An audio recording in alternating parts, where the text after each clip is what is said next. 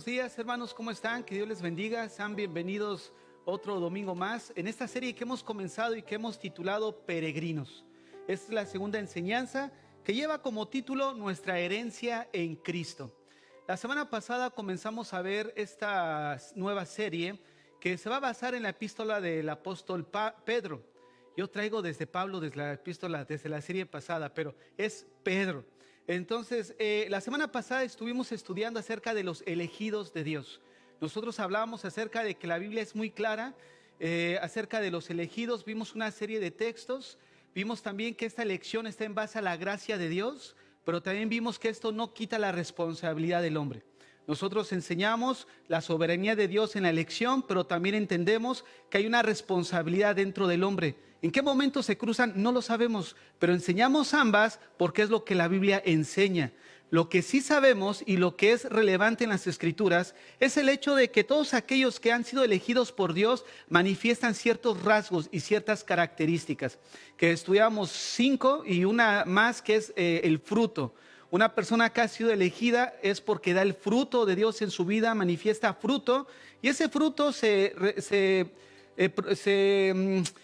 traduce en características o rasgos de la persona de Cristo en nuestras vidas. Vamos creciendo en nuestra santificación, tenemos una vestimenta en Efesios. También vimos este mismo Pedro, primera de Pedro 1, versículo 2, que fuimos elegidos para obedecer. Y posteriormente también estudiamos que aquellas personas que han sido elegidas vienen solamente a través del medio que Dios ha establecido, que es la persona de Jesucristo, su sacrificio.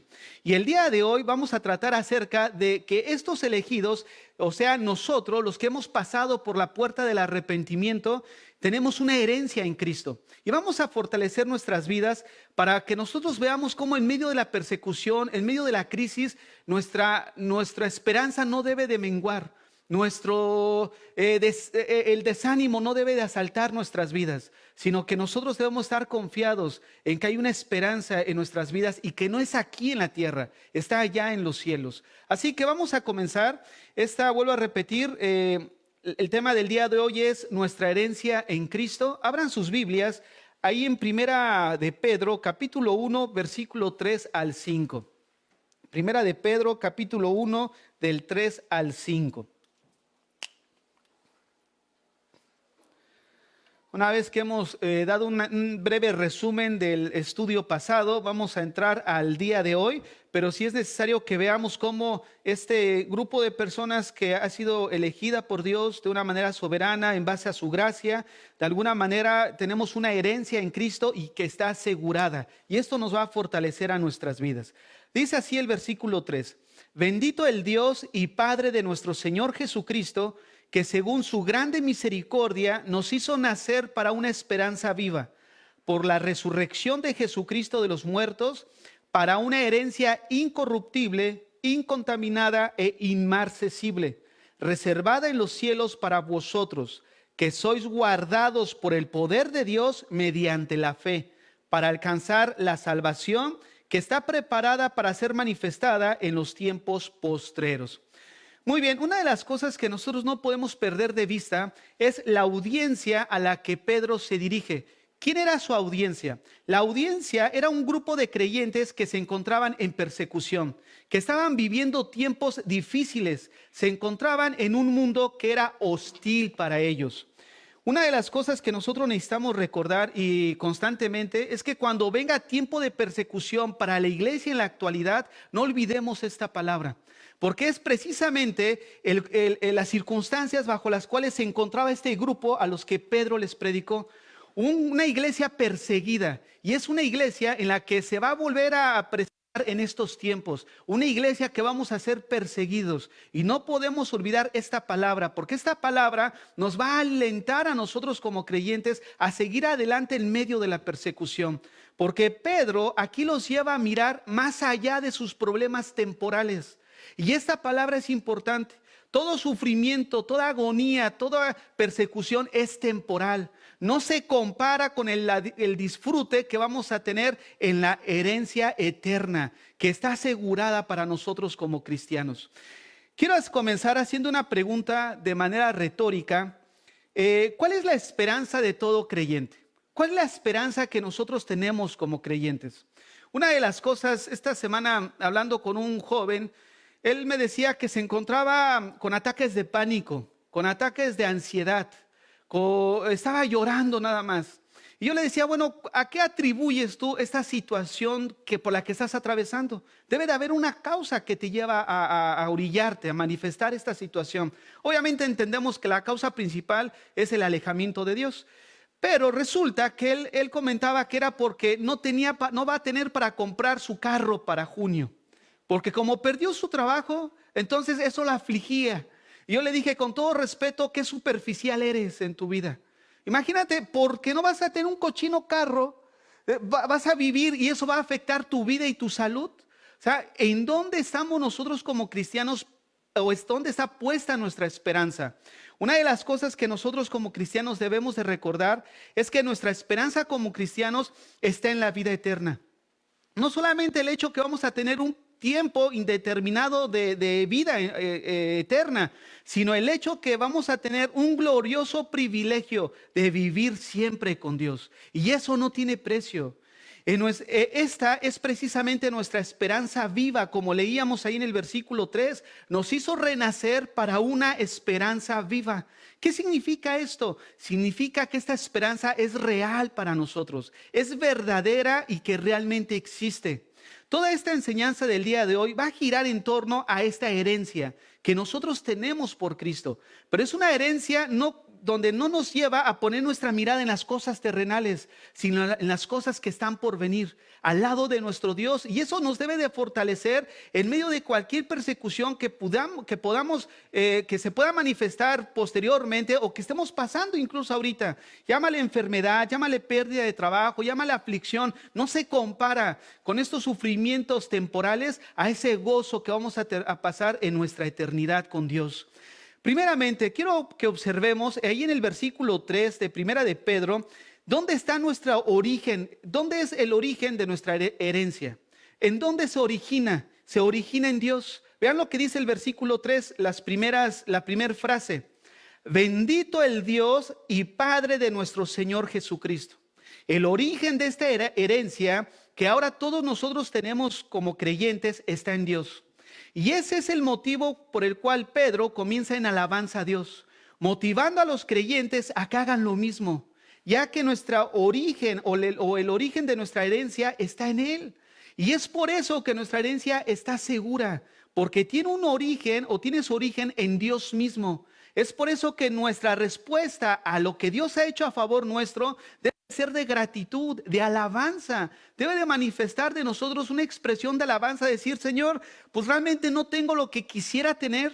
Realmente hoy voy a desayunar, voy a comer mis frijolitos, mis totopitos, pero hay gozo, hay armonía en mi hogar, que donde hay buey engordado y donde hay odio, hay contienda. Como cristianos debemos de conformarnos porque sabemos que nuestra herencia no está aquí, está en los cielos junto con Él.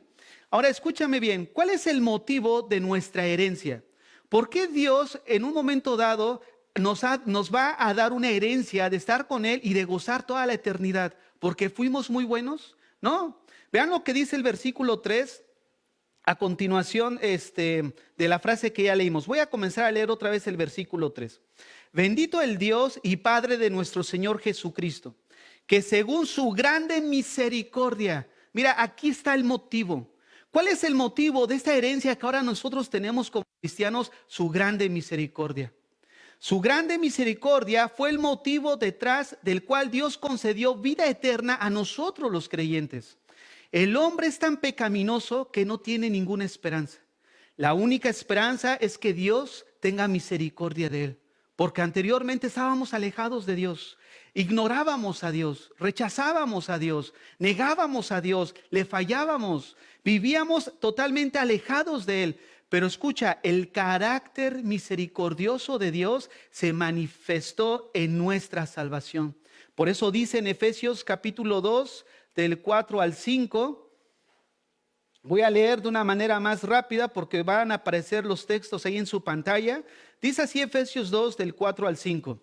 Pero Dios, que es rico en misericordia. Ve nada más, ¿en dónde está el motivo en la misericordia de Dios, no en que nosotros hayamos hecho algo especial. De hecho, era lo que estudiamos la semana pasada. ¿Por qué Dios elige a un pueblo? No fue porque era el prominente pueblo del Antiguo Testamento. El texto es muy claro, eras lo vil, no había nada en ti. Pero a pesar de eso, yo decidí hacer mi elección contigo.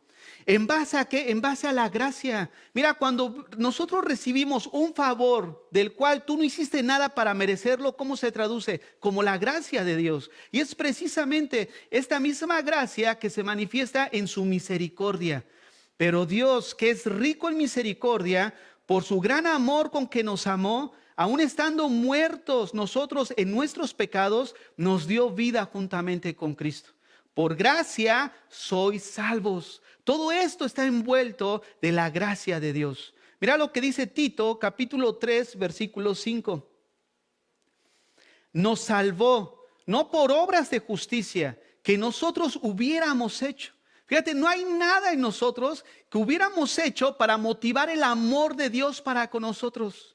No hay nada en nosotros que pudiéramos hacer obras, darle de comer a los pobres, aventarte 20 Padres Nuestros, 10 Ave Marías, irte de rodillas a la misa, venir todos los días y estar en la iglesia. No hay nada que nosotros podamos hacer que motive el favor de Dios para con nosotros, más que tener la única esperanza de que Dios nos mire con conmiseración.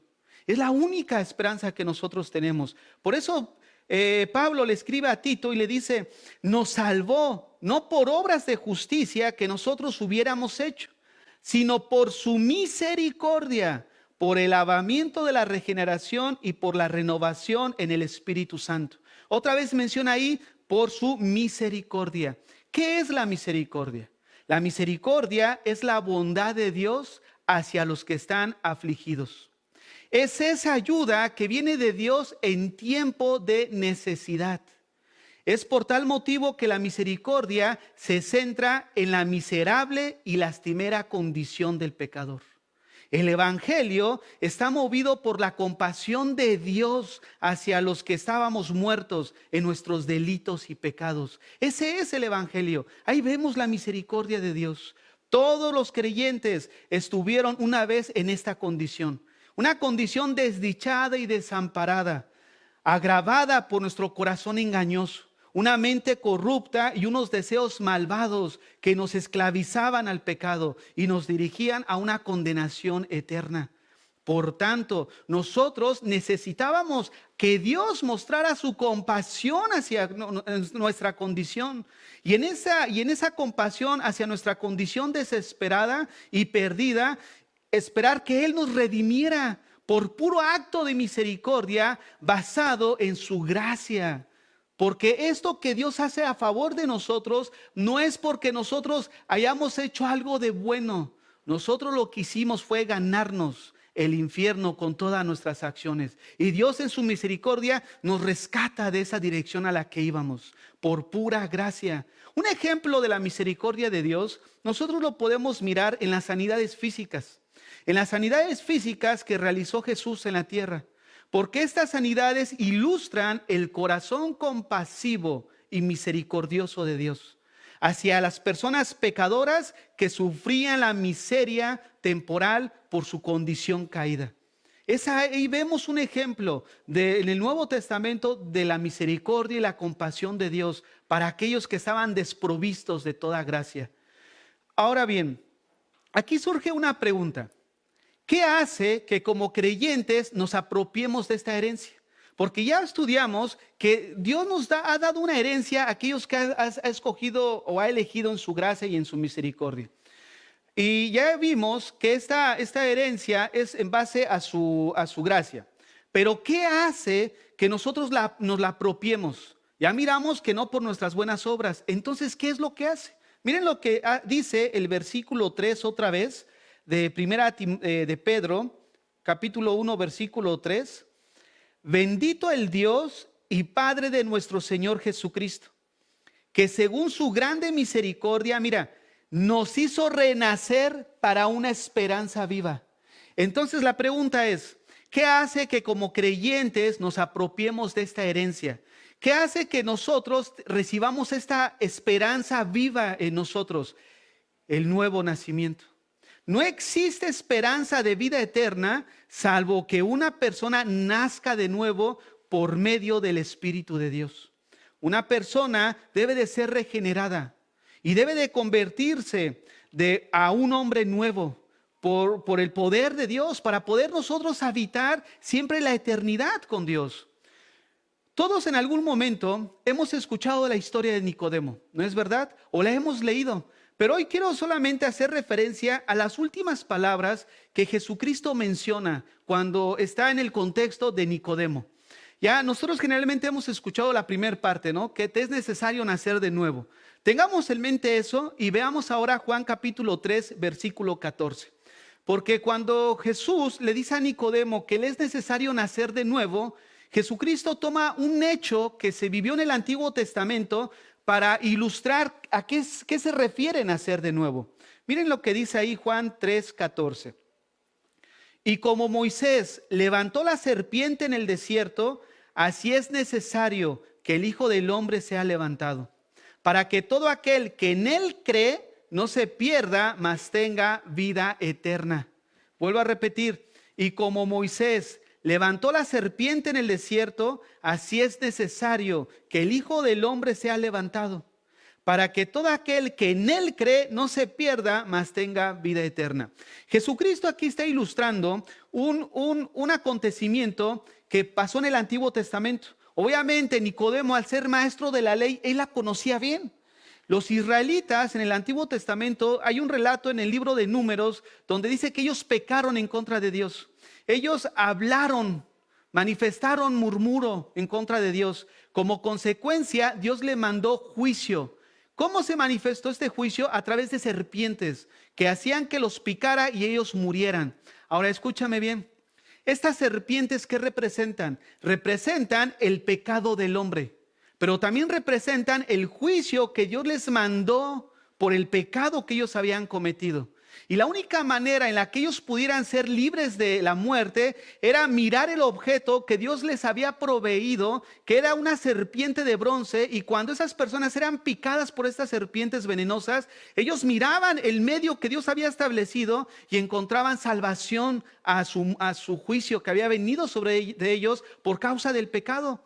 Ahora, ¿cuál es la analogía? La analogía es de que para los pecadores, o mejor dicho, para que los pecadores reciban liberación espiritual, deben de reconocer su condición espiritual como envenenada por el pecado y experimentar la salvación de la muerte espiritual y eterna a la cual se dirigían por causa de su pecado, confiando en Jesús como su único Salvador, como el medio que Dios levantó hace 2000 años para que al mirar y voltear nuestro rostro hacia Él, nuestra salvación viniera de ser rescatados en esa dirección que íbamos a la condenación eterna. Esa es la ilustración que Jesucristo le presenta a Nicodemo, hablando en el contexto del nuevo nacimiento. ¿Qué es nacer de nuevo? Poner nuestra esperanza en el único medio que Dios estableció, que es Jesucristo. El resultado de esta regeneración, ¿qué es? ¿Cómo se traduce? Una esperanza viva. Ese es el resultado. Es por eso que estábamos respondiendo a la pregunta, ¿qué hace que como creyentes nos apropiemos de esta herencia? Todos tienen esta herencia, ¿no? Solamente aquellos que han nacido de nuevo, solamente aquellos que han atravesado por la puerta del arrepentimiento, recibiendo el medio que Dios ha establecido. Ahora escúchame bien, el mundo solo tiene esperanzas muertas y para nosotros, pero nosotros tenemos una esperanza viva y eterna. Ahora, si nosotros reflexionamos de lo que hemos visto, pero ponemos atención a la audiencia a la que le escribe Pedro, tiene mucho sentido. Porque la audiencia se encontraba bajo persecución en un mundo hostil. Un mundo en el que ellos habían perdido toda esperanza. Donde ellos dijeron, Señor, pues ¿cuándo vienes? Señor, pues ya estamos cansados, tanta persecución. Y Pedro los lleva a que miraran más allá de su sufrimiento temporal. Por eso la indicación es de que cuando venga persecución sobre esta iglesia, hablando de época en la que estamos, nuestra esperanza debe estar puesta ¿en quién? ¿En las circunstancias? ¿En mi compadre? ¿En aquel que es político? ¿En aquel que es mi familiar y al final pues no me va a entregar? No, nuestra esperanza debe estar puesta en Dios, sabiendo que somos peregrinos. Aquellos que no conciben su idea bajo el contexto de que somos peregrinos, por eso sufren aquí en la tierra, porque ellos quieren reinar aquí, ellos quieren establecer su reino aquí, porque no entienden que somos peregrinos. Nosotros no venimos a reinar ni esperamos que Dios nos recompense aquí en la tierra, aunque esto no quita que hay bendición en la obediencia, pero Dios no está obligado a responder a nuestra obediencia. Es un mandato de nosotros que obedezcamos. El cristianismo se resume en una palabra básica: somos esclavos de Dios. No hay otra manera en la que pudiéramos nosotros resumir qué significa cristiano: ser esclavos. Nada más. Y cuando nosotros entendemos esto, empezamos a quitar y a pedir nuestros derechos. Y simplemente asumimos la posición a la cual ahora hemos entrado en Dios. Hay otra pregunta que necesitamos responder. ¿Cuál es el poder que hace que los creyentes se apropien de esta esperanza viva? O sea, bueno, Dios ya leímos que Dios tiene una esperanza reservada para nosotros. Hay una herencia para nosotros los creyentes. Pero ¿qué es o cuál es el poder que hace que nosotros como creyentes nos apropiemos de esta esperanza? La resurrección de Jesucristo. Observemos otra vez el versículo 3. Mira cómo dice desde el inicio: bendito el Dios y Padre de nuestro Señor Jesucristo, que según su grande misericordia nos hizo renacer para una esperanza viva por la resurrección de Jesucristo de los muertos. El poder que hace que nosotros como cristianos nos apropiemos de esta esperanza viva solamente, fíjate, y ahora sí que pues nada más por la resurrección de Cristo, mira nada más lo que implica la resurrección de Jesucristo. Esta doctrina de la resurrección es tan importante que fue el tema predominante de la iglesia primitiva. De hecho, Pablo en 1 Corintios capítulo 15 versículo 17 se refirió a ella de la siguiente manera: y si Cristo no resucitó, vuestra fe es vana, aún estáis en vuestros pecados. El hecho que Jesucristo haya resucitado de los muertos es señal de que el sacrificio que Él realizó en la cruz fue aprobado por Dios y fue certificado al ser levantado de los muertos. De lo contrario, seríamos los más dignos de conmiseración del mundo. No tendríamos esperanza, no tendríamos de anhelo por cuál seguir adelante. Pero el hecho de que Cristo haya resucitado, ahí se basa y está el poder en que esta esperanza que nosotros vamos a tener es verdadera y es viva para nosotros como cristianos. Recuerda, cuando venga la persecución, cuando venga el hecho que padezcamos por causa de Cristo, no olvides esta palabra. Vale la pena sufrir temporalmente. Vale la pena pasar un tiempo probablemente en agonía, en persecución, porque no se va a comparar con la gloria que nos espera. Y es esta la esperanza que Pedro le dice a su audiencia. No es su esperanza decir, bueno, pues la herencia que tenemos en Dios es tu casa. La herencia que esperamos en Dios es tu carro que vas a recibir. Eso es basura teológica. Eso es un error que se enseña dentro de las iglesias. Nuestra esperanza es estar al lado de nuestro Señor. Aquel día cuando Él se manifieste y venga por nosotros, y los que hayan muerto, Él resucite de entre los muertos, y los que estemos vivos, seamos llevados por Él en el encuentro de su segunda venida. Esa es la esperanza que nosotros tenemos como cristianos.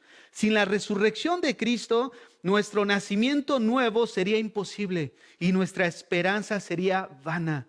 Pero por su resurrección de los muertos, Jesucristo nos ha dado la certeza de que también nosotros vamos a resucitar. Mira lo que dice Romanos capítulo 6, versículo 4. Hermano Eric, si me haces el favor, allá atrás. Romanos capítulo 6, versículo 4. Dice así: porque somos sepultados juntamente con Él para muerte por el bautismo, a fin de que como Cristo resucitó de los muertos por la gloria del Padre, así también que nosotros andemos en vida nueva.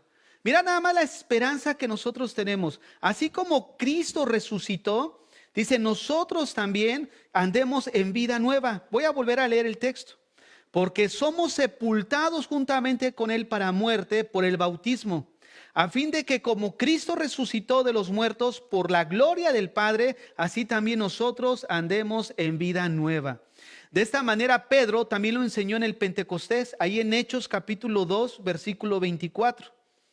Él dijo, al cual Dios levantó, o sea, refiriéndose a Jesucristo, sueltos los dolores de la muerte, por cuanto era imposible que fuese retenido por ella. Era imposible. Ahora miren, esto que vemos de la resurrección de Cristo, encontramos tres verdades que están ahí. Hay más, pero solamente voy a referirme tres por lo que estamos mirando nosotros. La primera verdad que encontramos en la resurrección de Cristo es que Jesucristo resucitó para demostrar que Él tenía poder sobre la misma muerte. La muerte no lo podía retener. Y ahí mostró Jesucristo poder sobre la misma muerte. La segunda verdad de la resurrección de Cristo es de que el hecho de que Dios resucitó a Jesucristo de entre los muertos demuestra que Jesucristo es exactamente quien sostuvo ser el Hijo de Dios. Demostró que Él era Hijo de Dios, como Él mismo lo dijo cuando Él estaba en esta tierra andando. Y la tercera verdad que encontramos en la resurrección es que si Dios resucitó a Cristo de entre los muertos, también puede resucitarnos a nosotros para que vivamos con Él para siempre. Mira nada más la herencia y nuestra esperanza que tenemos. Es viva, es real, es verdadera, porque está fundamentada en hechos verídicos, en el poder de Dios al levantar a Jesucristo de entre los muertos.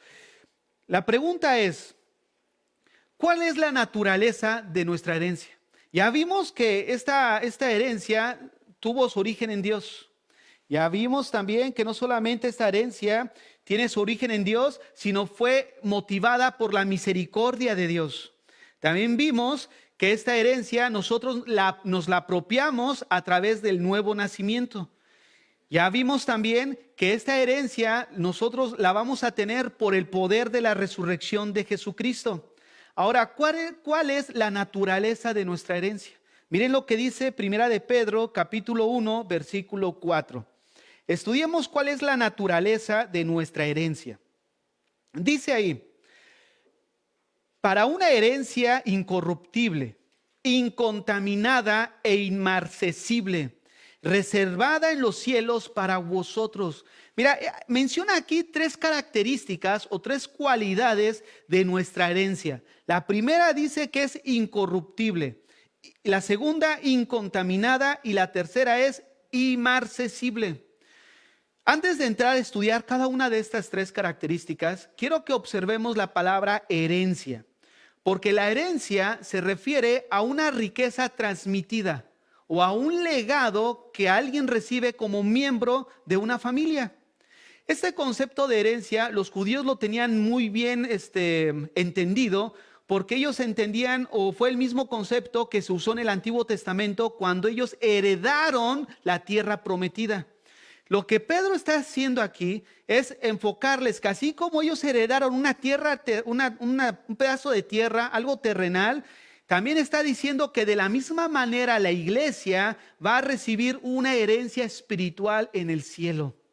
Y esta herencia tiene tres cualidades. La primera es incorruptible. ¿A qué se refiere incorruptible? Que no se degenera.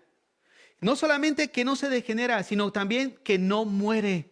Nuestra herencia no está sujeta a la destrucción. Y esto tiene mucho sentido. ¿Por qué razón? Porque esta herencia es todo lo contrario a lo que en la tierra nosotros podemos encontrar. Tú estás esperanzado en la herencia que te deje el viejo, ¿no es cierto? O sea, hablando de tu padre. Tú estás esperanzado en la herencia que te deje el abuelo, que te deje el tío rico con el que le estabas barbeando los últimos días de su vida para ver si te dejara algo. Sin darte cuenta que eso es corruptible, tiene fecha de caducidad. Y pones toda tu esperanza en algo que al final de cuentas se va a acabar agusanando, que llega a su fin. La pregunta es, ¿por qué llega a su fin? ¿Por qué tiene fecha de caducidad? Porque está contaminada. Y nuestra herencia, dice aquí la segunda característica, que es incontaminada. ¿A qué se refiere esto? Describe que permanecen puras, sin defectos, permanecen perfectas. Esta es nuestra herencia. Pero hay predicadores que te llevan a poner tu herencia aquí en lo terrenal, cuando esta herencia terrenal sí es corruptible, sí es contaminada. Por eso nuestra herencia es incontaminada. Pero todo lo que pudiéramos desear terrenalmente llega a su fin, precisamente porque está contaminada y manchada por el pecado. La tercera característica de nuestra herencia es que es inmarcesible. ¿Qué significa inmarcesible? Este era un término en el griego clásico que se utilizaba para referirse a una flor que no se marchitaba, a una flor que no moría. Imagínate la idea entonces que nos traduce acerca de esta herencia. ¿Por qué no se marchita? ¿Por qué no se muere? Porque esta herencia, escúchame bien, es dada por gracia. No depende de lo que nosotros podamos hacer o dejemos de hacer. Esta herencia es algo que está y pertenece en su totalidad a Dios. Es por eso que no se va a marchitar. Ninguno de estos elementos decadentes del mundo puede afectar el reino celestial. ¿No es cierto? Nada puede afectar. Es por eso que nuestra herencia tampoco va a ser afectada, porque se encuentra en los cielos. Dios, vamos a estudiar ahorita que Dios la está guardando para nosotros. Y también a nosotros nos está guardando. Nuestro tesoro no está sujeto a la muerte o a la destrucción. No puede perecer. Es más, ni siquiera está limitada con el tiempo, porque es eterna. Es eterna nuestra herencia. Y tú peleándote por una cuenta en el banco. Qué superficial somos como cristianos, sin darnos cuenta que el que le proveyó al abuelo o al pariente rico fue Dios. Fue Dios el que es el dueño del oro y de la tierra. Fíjate, hace algunos años, estando en un trabajo acá, yo recuerdo que un compañero que era el jefe de nosotros, era el supervisor, sabía que era cristiano, ¿no? Entonces ahí de repente platicaba y me dice, oye Eduardo, sí, dime, dice, yo no sé, dice, yo no entiendo por qué ahí tienen que pasar las limosnas para que le den a Dios. Y sentí tanto celo en mi corazón, porque lo hizo de una manera despectiva, ¿no? Así como diciendo, pues, ¿para qué quieren ahí sus limosnas para Dios?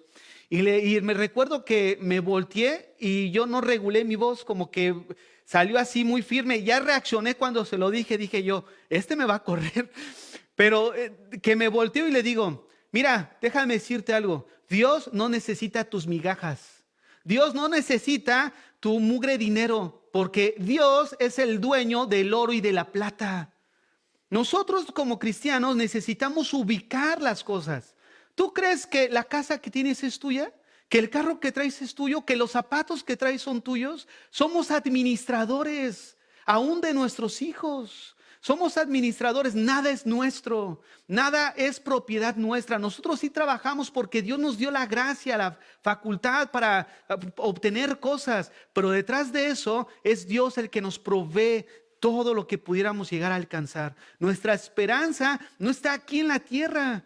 Te estás afanando tanto por algo y estás descuidando tu familia. Te estás afanando tanto por algo y estás descuidando a Dios en tu vida. ¿Te das cuenta qué superficial es el cristianismo en la actualidad?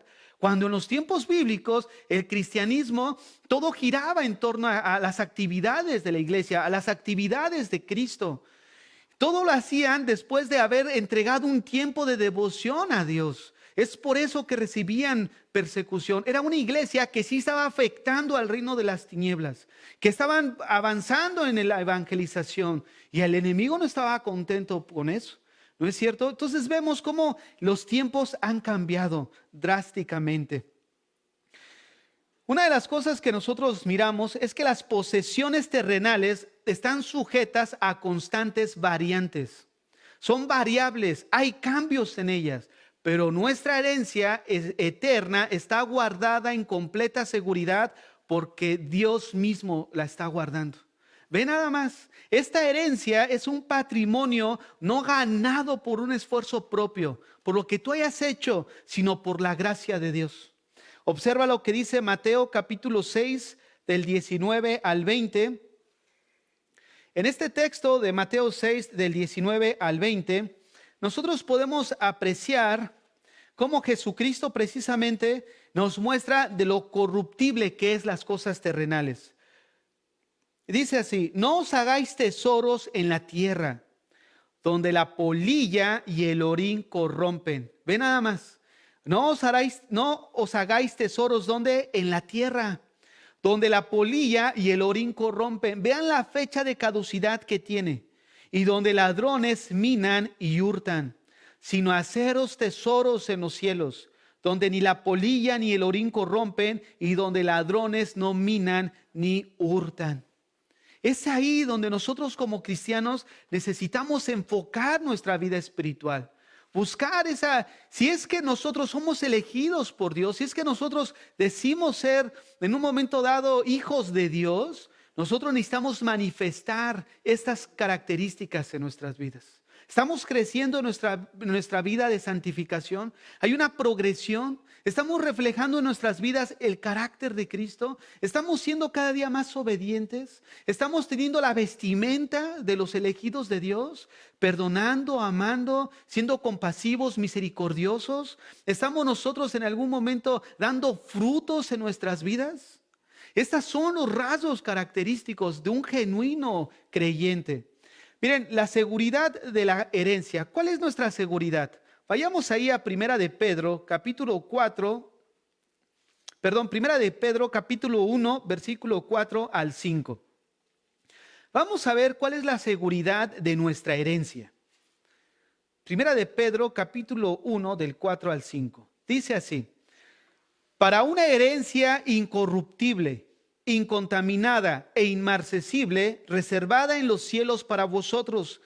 Escucha, que sois guardados por el poder de Dios. Fíjate, sois guardados por el poder de Dios mediante la fe para alcanzar la salvación que está preparada para ser manifestada en los tiempos postreros. Hermano, nosotros somos guardados por el poder de Dios si permanecemos ahí con Él. Dios, en un momento dado, Él va a hacer lo que Él le corresponde hacer, lo que Él en su soberanía va a hacer, pero nosotros necesitamos actuar en el aspecto de nuestra responsabilidad, buscarlo constantemente, permanecer ahí con Él. Nuestra herencia está en los cielos. Y muchos pudieran decir: pero hermano, pero a mí me va mal, hermano. Yo no tengo lo que quisiera. Mire, si usted conociera tanta necesidad que estamos pasando, les recuerdo, nuestra herencia, ¿dónde está? Está en los cielos. Nosotros vamos a gozar y a disfrutar, ¿cuándo? Cuando estemos en nuestro hogar celestial. Se cuenta que hubo un misionero de Inglaterra que dio su vida en las misiones en África. Y ya llegando ya a una edad ya muy ancianito, regresó a Inglaterra, iba con su esposa, iban ahí en el barco, y cuando iban llegando ahí allá a desembarcar, resulta que había una gran orquesta, y la orquesta ahí tocando y cantando y todo, y el misionero dijo: ay, después de tantos años entregando mi vida en las misiones, por lo menos me están reconociendo el trabajo. Y cuando llega, se da cuenta que no era para él, era para un político que venía ahí. Y esto lo desmotivó, lo llenó de tanta tristeza y lo tenía esto en su corazón y no lo dejaba estar tranquilo. En las noches él oraba y decía al Señor: Señor, ¿pero por qué? ¿Por qué si tanto tiempo, no, que dedicamos nuestras vidas? Y una noche el Señor le dice: hijo, te recuerdo que todavía no llegas a casa. No hemos llegado a casa. Nosotros somos peregrinos y como peregrinos debemos de vivir en esta tierra. Nosotros necesitamos, o mejor dicho, necesitamos recordar constantemente que Dios no nos prometió que nunca íbamos a padecer, pero sí nos ha prometido una herencia en los cielos, reservada para nosotros, que va a ser manifestada ¿cuándo? ¿Ahorita? No, el texto lo dice bien claro en el versículo 5, en el tiempo postrero. Esperemos con paciencia ese día. Mientras avancemos nuestra vida, ¿cómo es que podemos permanecer en medio de un mundo hostil? Con fe. Recordemos que la vida del cristiano, ¿cómo comienza? Comienza por fe, ¿no es cierto? Una de las cosas que hemos estudiado en el estudio de los rudimentos de Cristo son 4 contextos cuando hablamos de la palabra fe. El contexto de la salvación, nosotros fuimos salvos por fe. Romanos 5:1, justificados pues por la fe, tenemos paz para con Dios. Posteriormente hablamos de la fe en el contexto de una nueva persona, una nueva criatura, un estilo de vida. Hay muchos que ahora en la actualidad se les manda a creer en Dios sin tener la necesidad de cambiar su vida. Y eso no es fe. Si tú dices creer en Dios, debes de vivir como Él anduvo, dice Primera de Juan capítulo 2. No creas que el hecho de creer en Dios es suficiente. Si tú dices creer en Dios, se va a manifestar en una vida que se va transformando a los mismos ideales de aquel en quien tú has puesto tu fe. Pero ahorita en la actualidad, no, nada más cree en Dios, ven, bienvenido a la iglesia, gloria a Dios. Y sin darse cuenta, hasta el diablo se les mete y allá, no, mi compadre el diablo, mi hermano, ¿por qué? Porque habla los mismos modismos que un cristiano. Eso todo se lo sabe. Gloria a Dios, Dios te bendiga, hermano. Hasta la gente de allá afuera habla así, ¿qué pasó, bro? ¿No? Y no son cristianos y se andan diciendo de brothers. Oye, hermano, esto, hermano, nosotros necesitamos estar atentos a quién estamos diciendo hermano. ¿Será hermano? ¿O será hermano del diablo? Porque así Jesucristo lo dijo en Juan. Ustedes son hijos de vuestro padre el diablo. ¿Por qué? Porque las obras de vuestro padre ustedes hacen. Todo es conforme a su naturaleza. Por eso la fe en el contexto de una nueva persona se refiere a es una fe, pero que me voy transformando o voy manifestando la naturaleza que yo digo tener, que es de Dios. Y el tercer contexto es la fe en el diario vivir.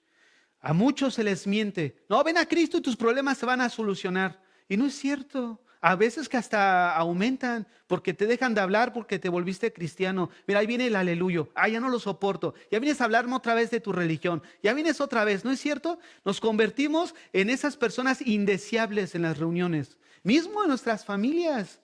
¿Y qué vas a hacer?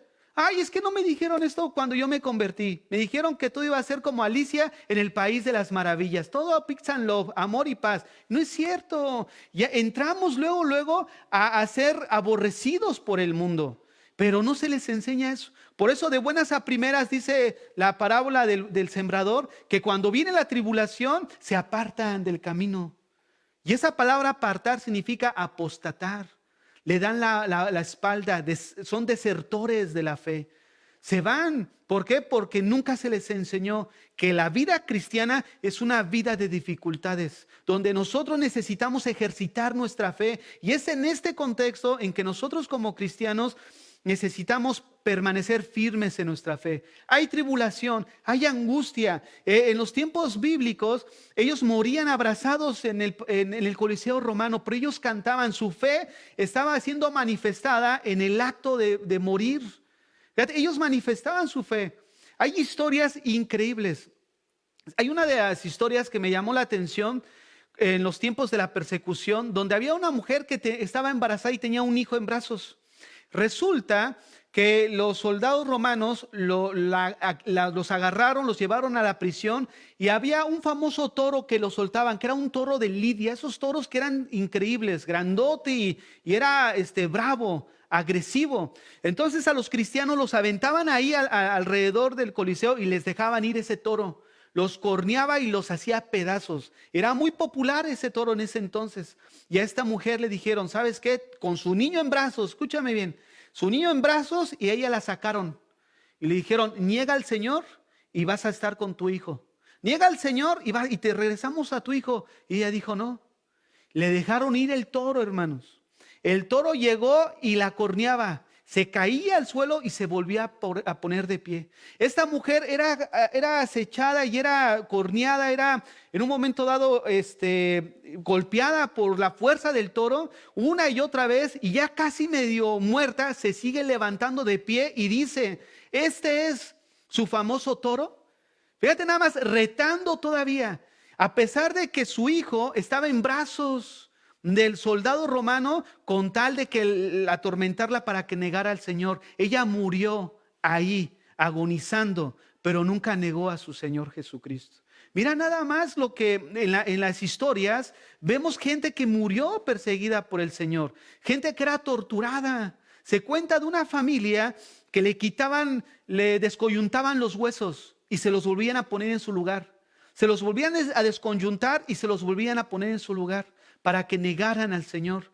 Y estando ahí la familia, y tenían una hija, una niña como de unos 6, 7 años, y estando el padre estaba a punto de negar, y la niña les gritaba a sus papás: no, no nieguen al Señor, permanezcamos firmes.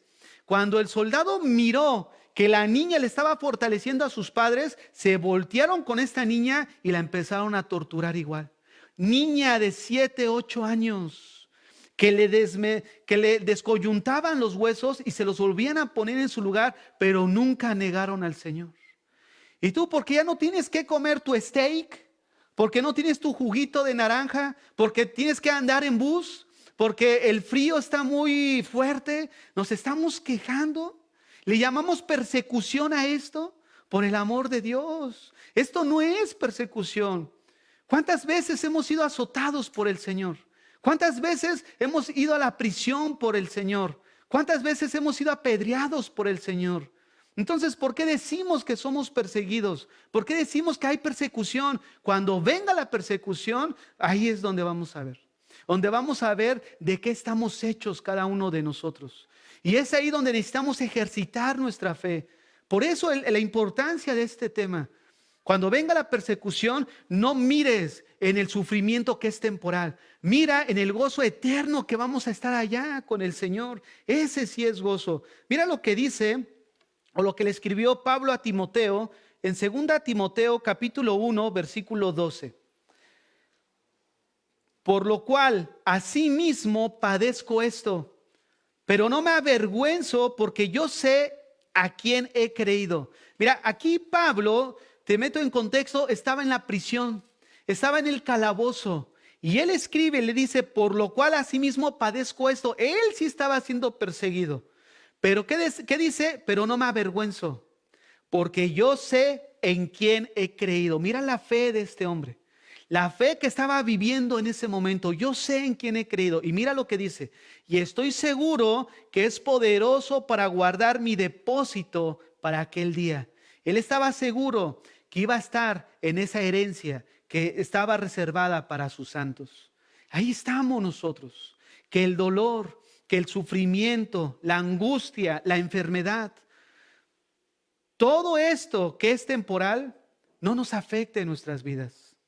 Pedro nos recuerda que nuestra herencia eterna la vamos a disfrutar, pero allá en el cielo, más adelante. Que las distracciones en este mundo en el que vivimos no nos lleven a alejarnos de nuestro camino con el Señor. En nuestro peregrinar diario, que en nuestro peregrinar aquí en este mundo hostil no nos hagan dudar de nuestra fe, sino que permanezcamos firmes, que no desanimemos. Y una de las situaciones que nosotros necesitamos recordar siempre es que debemos de tener nuestra esperanza puesta en Dios. Él es nuestra única esperanza. Todo viene por gracia de Él. Nada es por un mérito propio. Todo es dado por su misericordia. Él nos va a fortalecer en ese instante. Cuando vino la persecución, cuando agarraron a Jesús en el huerto del Getsemaní, todos sus discípulos huyeron. ¿No es cierto? Todos. Sin embargo, vemos que Dios empezó a trabajar con ellos. Hubo un trato en su carácter. No todos comenzamos luego bien vigorosos. Hay un trato que Dios hace con nuestras vidas. Vamos creciendo en nuestra fe. Si hoy te encuentras desanimado, fortalécete en el Señor. Si hoy quieres tirar la toalla, siga avanzando. El ángel le dijo a Elías: Elías, ¿qué haces aquí? Todavía tienes mucho que hacer. Levántate y come, porque largo camino te resta por recorrer. Y ese es el camino de nosotros como cristianos: levantarnos y seguir caminando. ¿Qué, pastor? ¿Qué he caído? Pues levántate, ponte en marcha y siga avanzando. No importa cuántas veces caigas, 7 veces cae el justo y 70 veces lo levanta el Señor. Levantemos nuestro espíritu, nuestro ánimo, que en medio de esta crisis en la que estamos viviendo, seamos fortalecidos con la palabra de Dios en nuestra vida día a día. Que ya lo que pasó, ponlo en las manos de Dios, arrepiéntete y continúa. ¿Por qué seguir viviendo en el pasado? Es que no sabe lo que hice y no sabe lo que yo hice también. Y Dios ya me perdonó, pero no vivo de mi pasado. Si viviera de mi pasado, estaría atado ahorita de mi pasado. Dice las Escrituras que el que está en Cristo nueva criatura es. Pero ya como cristiano ya la regué. Si alguno ha pecado, abogado tenemos para con el Padre a Jesucristo el justo. Si confesamos nuestros pecados, Él es fiel y justo para perdonarnos y limpiarnos de toda maldad. No tienes excusa para quedarte ahí tirado, postrado. Levántate en este día. Continúa, porque hay un largo camino por recorrer. Hay algunos que van a morir siendo mártires, pero vamos a seguir adelante firmes, no negando al Señor. Que nuestra fe y nuestra fortaleza se encuentre en la esperanza que está por venir, no en la esperanza terrenal que tiene fecha de caducidad. Despidámonos en oración.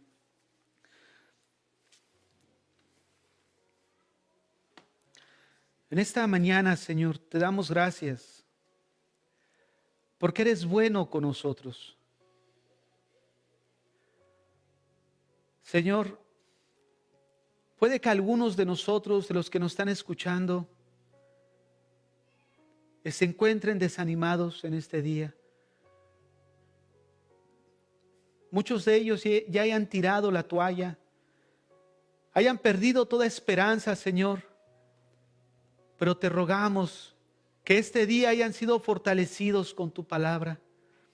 Que en este día, Señor, ellos puedan ver la esperanza viva, real, que ahora tenemos como creyentes. Una esperanza, Señor, que nos está esperando aquel día. Que no pongamos nuestros ojos en las cosas terrenales, en aquellas cosas que tienen fecha de caducidad, que son temporales, Señor, que van a ser consumidas por la corrupción, corrosión también, y que están manchadas por el pecado, sino que esperemos aquel día por esa promesa incontaminada, inmarcesible, incorruptible, Señor. Que podamos esperar en nuestro corazón, porque ahora, Señor, que hemos nacido de nuevo por el poder de tu palabra, por tu gran misericordia a favor de nosotros, ahora, Señor, nos espera esa herencia eterna que has reservado para nosotros. Y esa es nuestra esperanza, Señor. Aquel día glorioso, poder estar delante de ti, poder presentarnos sin nada de qué avergonzarnos. Señor, prepara nuestros corazones, fortalece nuestras vidas el día de hoy. Que nuestros corazones, que nuestras vidas se mantengan firmes día a día delante de ti. Señor, nos encomendamos a tu gracia y confiamos, Señor. Confiamos, Padre, en que tú vas a preservar nuestras vidas, aún en medio de la debilidad, aún en medio de la flaqueza, aún en medio, Señor, donde podamos pensar que toda esperanza ha muerto. Sabemos que hemos de esperar en ti. Sabemos que vamos a levantarnos una vez más y vamos a seguir andando, Señor, por la fuerza, porque tú nos vas custodiando, porque tú nos vas guardando. Tú eres nuestro centinela. Tú nos tienes grabados en la palma de tu mano. Tú conoces nuestras vidas. Tú conoces nuestros corazones. Y podemos vivir confiados en ti. Podemos ser peregrinos en este mundo hostil, pero viviendo confiados, porque somos guardados por tu poder, que nos va a preservar para aquel día, Señor. En Cristo Jesús. Amén y amén.